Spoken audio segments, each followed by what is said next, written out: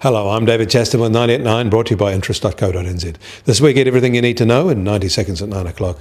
With news, the size of Apple's tax avoidance in Ireland has been revealed. But first, in the US, consumer confidence jumped to an 11-month high in August, with households upbeat about their job market.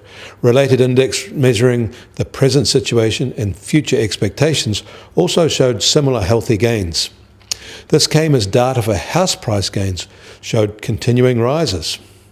In Shanghai, fear of missing out has driven home buyers to rush to buy about 5,300 apartments since Friday, after the news media reported that the city's policymakers are mulling housing price curbs.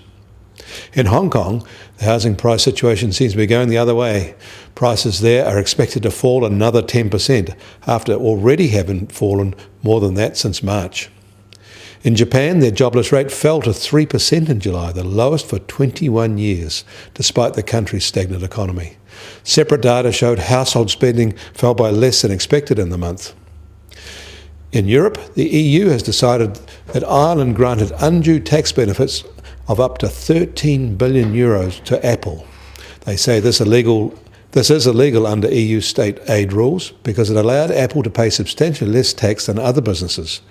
Ireland is now required to recover the illegal aid.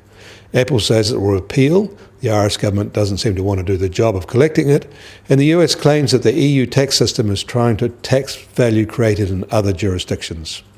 And staying in Europe, their index of economic confidence slipped in August. In Australia, the pressure to have a Royal Commission into banker behaviour is coming to a head. The Labor opposition, plus most crossbench MPs, want one, and there are indications a few government backbench MPs might side with them.